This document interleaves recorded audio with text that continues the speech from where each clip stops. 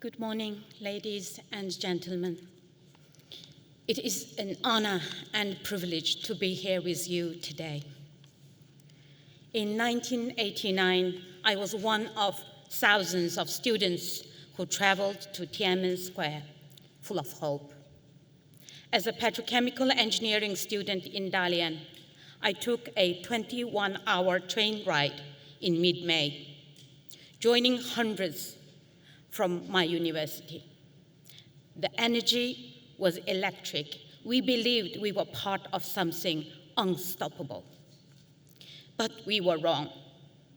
Warnings came: leave or the army would clear the square by force. June 4th was a deadline. I left on June 2nd. 2 days later, the massacre began. Thousands killed, many disappeared, mass arrests followed. Back at university, we were ordered to write confession. I hesitated, but teachers urged us to comply. They knew the CCP would punish not just us, but our families. So like everyone else, I wrote, I was confused. I'll correct my political views and study hard to serve my country.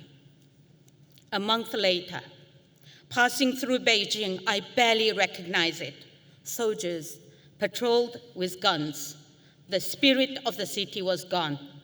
Fear filled the air. Beijing was never the same, and neither was I. Now I understood that the CCP would kill innocent young students.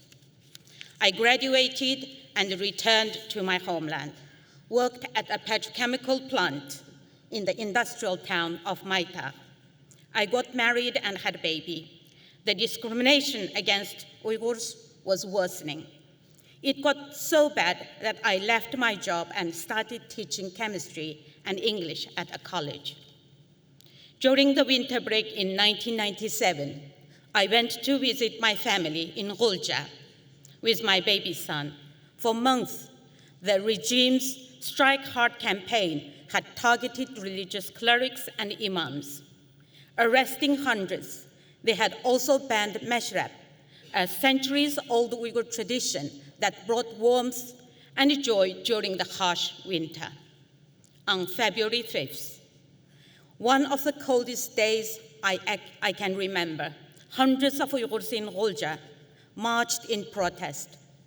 At my mother's house, we waited, nervous. We knew the price of resistance. Then came the gunshots. The military opened fire, killing hundreds. That night, soldiers went door to door, dragging people away. Public trials followed, with many sentenced to execution. One of my neighbors was among them. His son was the same age as mine. My beloved Rolja was never the same again, and neither was I. Twice, I had seen the CCP murder its own people. After winter break, I returned to teaching with a heavy heart. Often I find a note on my desk.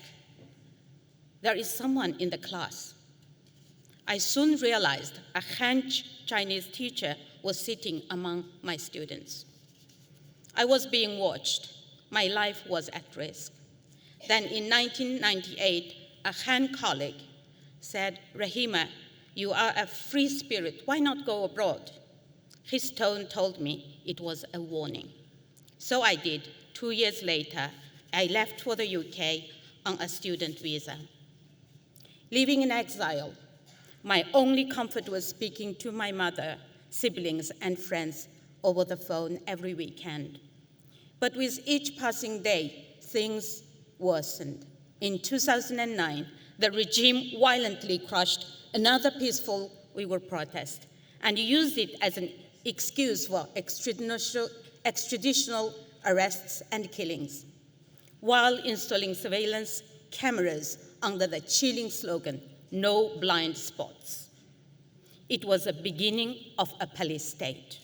In 2013, I was diagnosed with grade 3 breast cancer. My son was preparing his A-level exams, and I was alone. My doctor urged me to have someone care for me during the harsh chemotherapy. My sister volunteered, but CCP denied her a passport. I had to face the treatment on my own. Just after my surgery, I received the devastating news that my mother had passed away. I never got the chance to tell her I was sick. That same year, Xi Jinping took power, and the terror escalated. In 2014, the authorities began profiling all Uyghurs, labeling us as normal, suspicious, or dangerous. When I learned of this, I felt a cold chill. I asked myself, what's next? By mid-2016, mass arrests began, with people being secretly taken to concentration camps.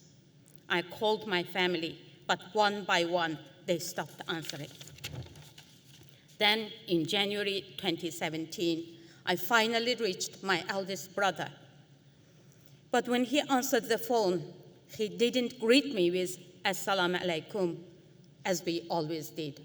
I knew then the rumors were true. The CCP has banned Muslim greetings. "Are you okay?" I asked.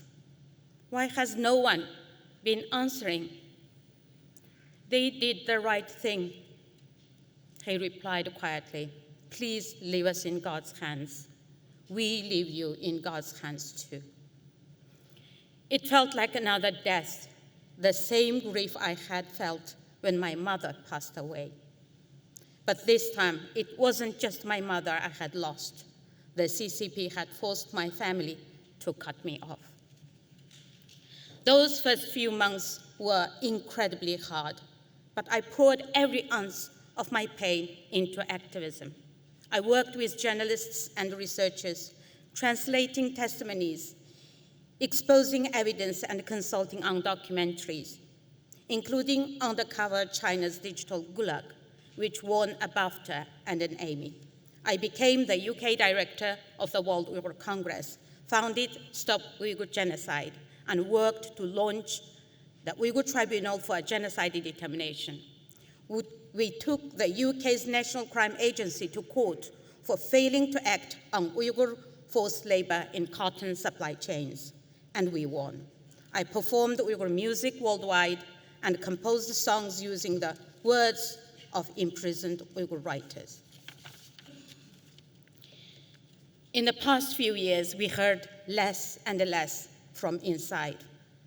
But I did learn that my eldest sister passed away. My brother, who dared to answer my call, was arrested, sent to 3 different camps, and only released because he was dying. And by a miracle, he survived. I have no news of the rest of my family.